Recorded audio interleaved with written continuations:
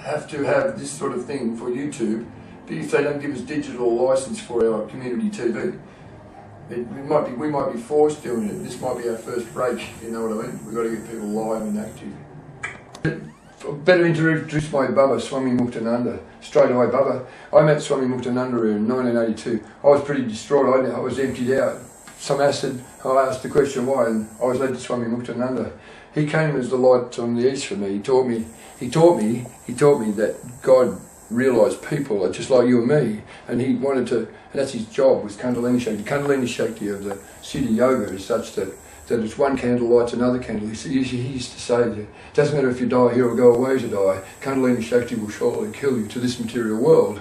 And he says, well, that's the purpose. It's a spontaneous growth in yoga to where you're the same as the Guru in the play of consciousness, the divine play of consciousness.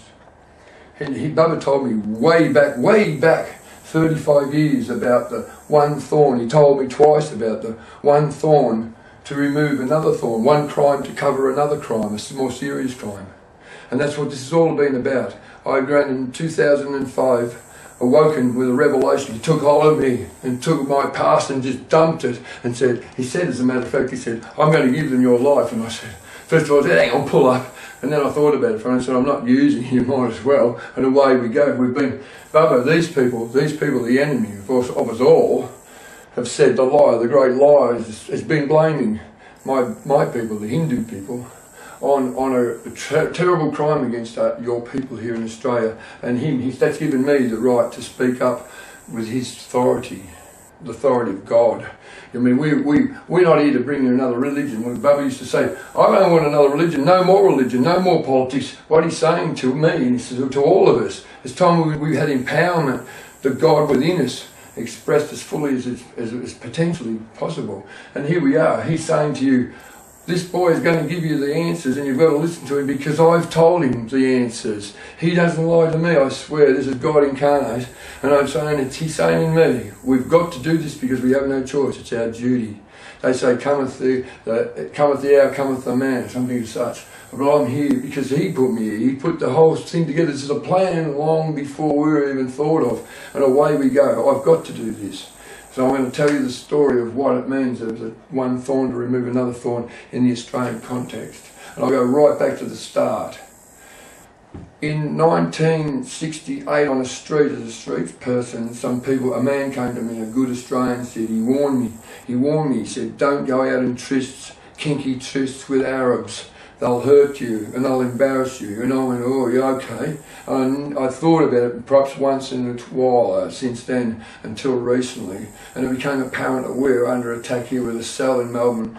Fronting the streets of the Crips, these people are siphoning kids off. They talk about a worldwide child slavery ring. And Mockbull, a man who couldn't have an original idea if it fell out of the tree on top of him, he's come up with the yacht to escape, and he's so blasé and conceited, you'd think he had another plan or there was another plan afoot.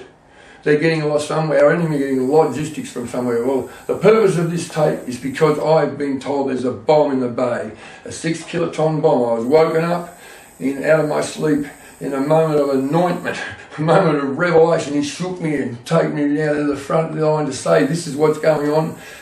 I believe our government know about it and they're paralysed with fear and frightened to do anything to say anything because they realise that he can press that button at any time.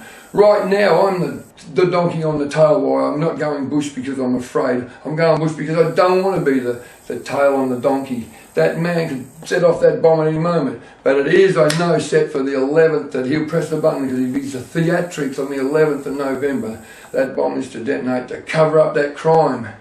That AIDS factory that's fronted by the Crips here on the street. I've never seen it. We lost our universities and we lost the voice of the philosopher and the dreamer, the revolutionary. We lost that and it's been filled with this seditious poison, and you've got kids don't know what sex they don't know their front from their back, being exploited by these people and served up to their bloody muftis as entertainment, men of religion. What? They don't need protection. Now it's an AIDS factory and we've got 8 kids that I know of. God has told me, he never lies to me. Now let me tell you about why we shouldn't trust the American. They're Beslan Australia. Catch the mufti down under. We ain't got any guns. Our women are naked and our boys are barefoot.